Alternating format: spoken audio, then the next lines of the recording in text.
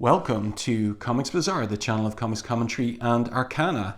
This video features part 2 of my review and commentary on X-Men Annual number 7, cover dated 1983. And at this point we are over midway through the double-sized story. Chapter 5 begins at 575 Madison Avenue, the old office block building of Marvel Comics. And on the 6th floor, the Impossible Man finds the place deserted. They're gone. Oh no, this is terrible. What could have happened to them? Where could they be? He asks, but he sees on the floor this little notice about Marvel moving to Park Avenue on the 24th of April 1982. And not so far away, we've got the X-Men's Blackbird, and we're learning that Magistrix Lilandra, Professor X's beloved, has shared Shi'ar technology in order to make the SR-71 Blackbird cloaked, in effect invisible as it flies around Midtown Manhattan. And aboard, we have the X-Men. They're in chase after the Impossible Man, who has stolen the X-Mansion, among other things. An interesting little moment here, for comics fans and nerds regarding Rogue and Colossus. So her costume is being torn a little bit and she's worried about making physical contact with Colossus. But he says in reply, your power only works on flesh, Rogue. I'm steel, I've nothing to fear. And at this point Storm says, wait, little brother, your substance is a form of organic living metal. You might not be as immune as you believe. So a little interesting question there as to whether if Rogue made physical contact with Colossus, would she absorb his powers and appearance? And we get the answer to that in future issues of X-Men comics. So Wolverine is gunning for the Impossible Man, and the Professor demurs and says, I do not wish him harmed, Wolverine, no matter what the provocation. So they're following the Impossible Man downtown, and his ultimate destination is the new address for Marvel Comics, 387 Park Avenue South, the 10th floor reception area of Marvel. So this is an interesting little chapter, chapter 5. Everything's set at the Marvel offices, and we get to see some really good likenesses of the staff at Marvel Comics, including here Elliot Orr Brown, the assistant editor. In the background there you've got Mike Carlin, and here you've got Mark Grunwald. So clearly Michael Golden saw these people in the flesh at the times that he was up at the Marvel offices dropping off pages and or getting assignments. And it does a really good likeness of them with his particular cartoony drawing style. So what happens as these guys are having a little discussion about Zabu and whether he has a tail or whether he should have a tail or not. Saber-toothed tigers don't have long tails. They should have a little stubby tail. And Elliot Orr Brown is saying to Mark's explanation, Mark Grunwald was like the custodian of Marvel continuity. And he's trying to explain away how in some comics Zabu had a long tail. You figure he wears a disguise, maybe it's his costume by day, a mild-mannered housecat by night, Zabu, Lord of the Savage Land. So Elliot Brown's response is dumb, Mark really dumb. And then Mike Carlin, who was the writer of Kazar at the time, says, I should know, I write the book. And out of the lift, out of the elevator comes the Impossible Man, dressed as Ghost Rider, or kind of like in the appearance of Ghost Rider, and riding atop Zabu there. That's a really great panel. Michael Golden doing a great job on drawing a saber-toothed tiger. Not an easy task. So let's continue with what goes on here. It's all pretty goofy, comical stuff.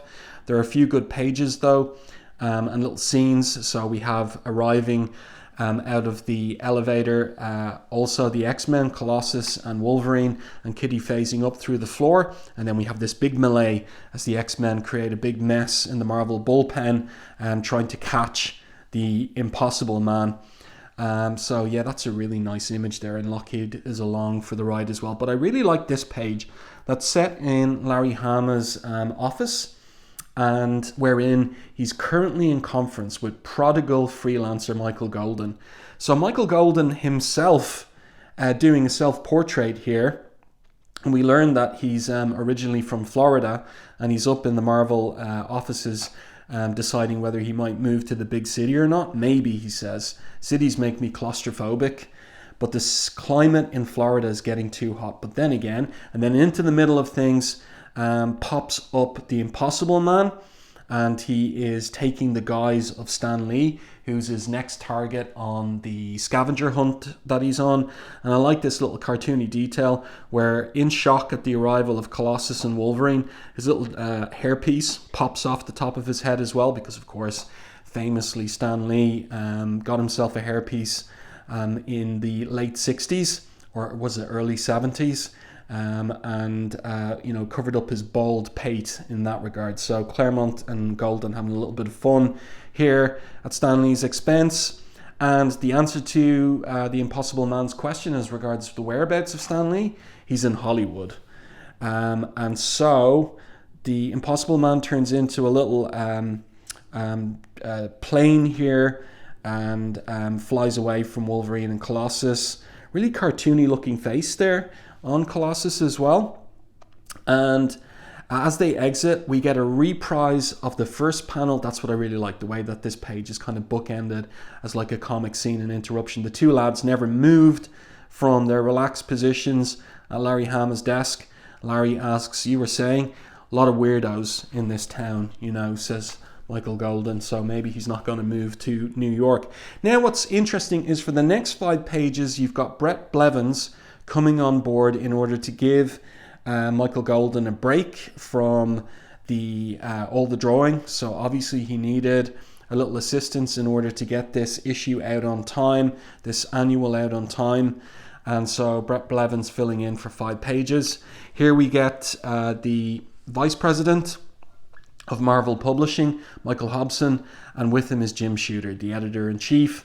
So they're in Hobson's office having a chat there about the different... there's a little joke here. Have you seen these expense account vouchers, Jim? Sometimes I wonder if all he does is mooch lunches from his editors. So that is actually a little self-deprecating joke from Claremont himself, because that's one of the things that he was kind of famous for, getting taken out to lunch by Louise Simonson, and then most particularly later on Ann Nocenti when she took over as editor on Uncanny X-Men.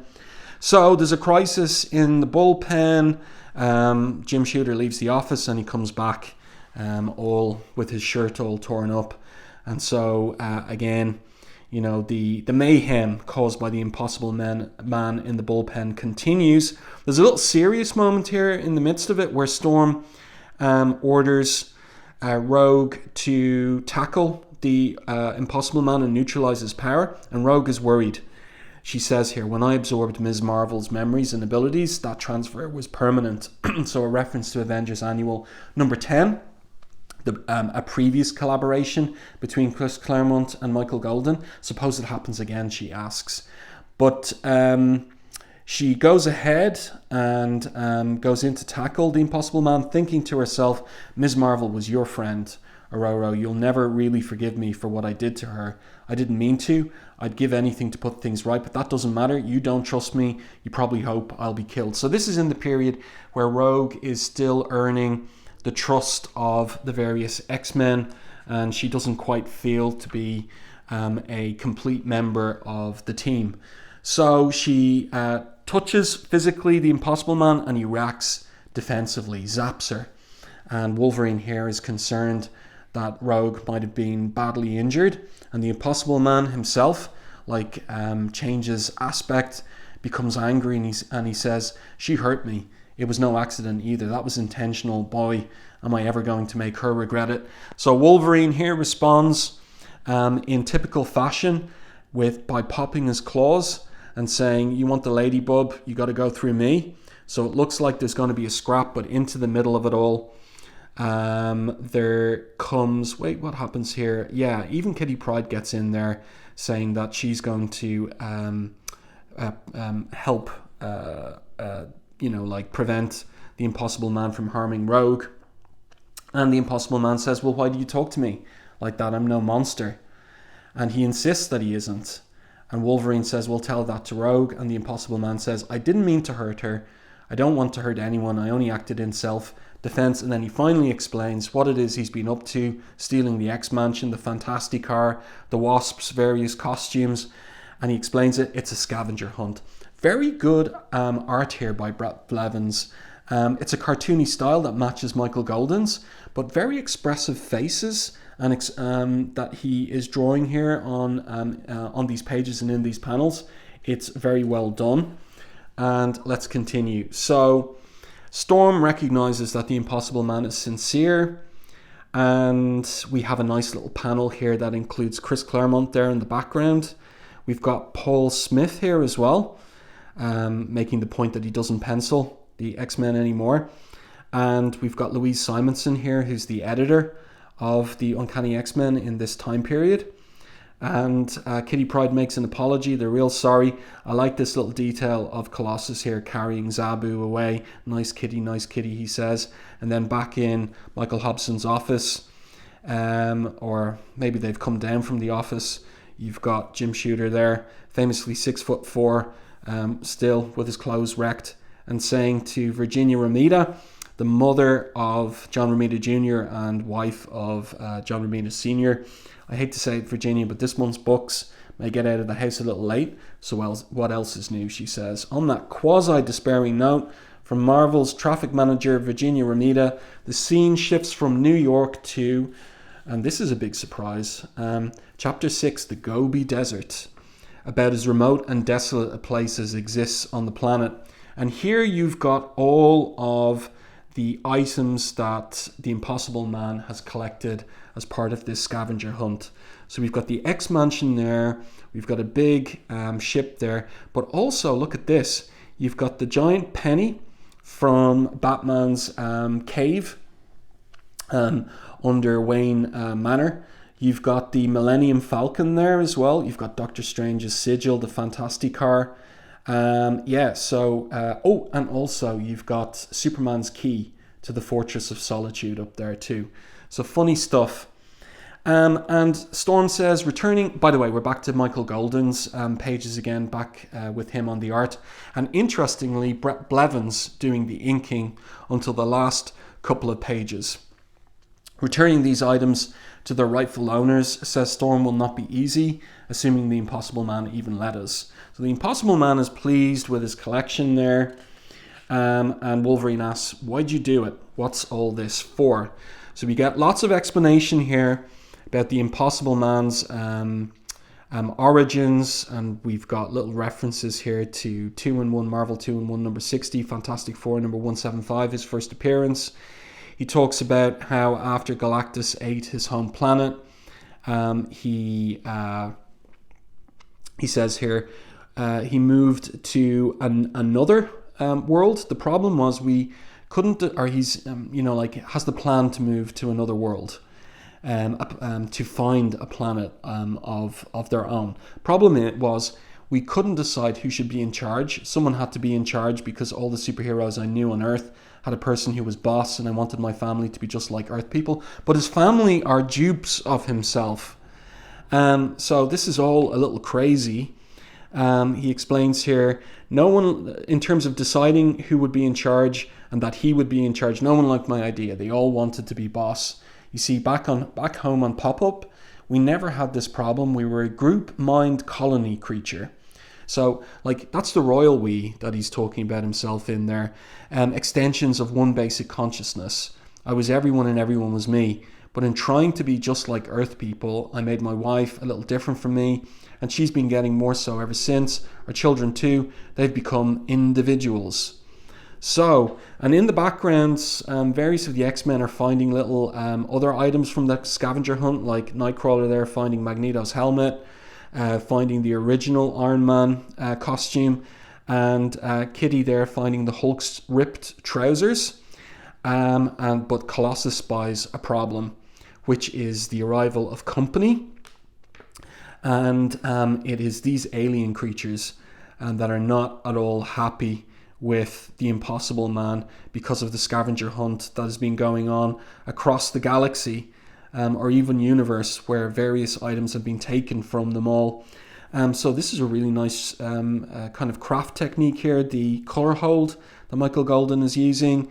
Also really like this panel of all of the duplicates of the Multiple Man there. That's good stuff. Who is this supposed to be? Is it supposed to be George Washington that he is imitating there? And then we get a full page of all these aliens. So we've got Michael Golden design on these different alien species here. They're not happy. They want retribution from the accursed Papupian and anyone fool enough to defend him. So Lalandra steps into the middle of it all. She says, this is dangerous. Even a minor skirmish with such as these could lay waste to your world, if, however, you'll allow me to mediate. So the professor gives his permission. That's a nice little comic scene there with the Impossible Man wrapped around the professor's head there, looking for protection from the professor. So Lalandra steps forward. She's recognized by this alien, and she says to him, there's need neither, interesting syntax, there's need neither for threats nor violence. We have suffered as you, but can we not arrive at an amicable, peaceful resolution to the situation? So initially they're resistant, but Lalandra says, were any sentience harmed as a direct result of the scavenger hunt? No, they say.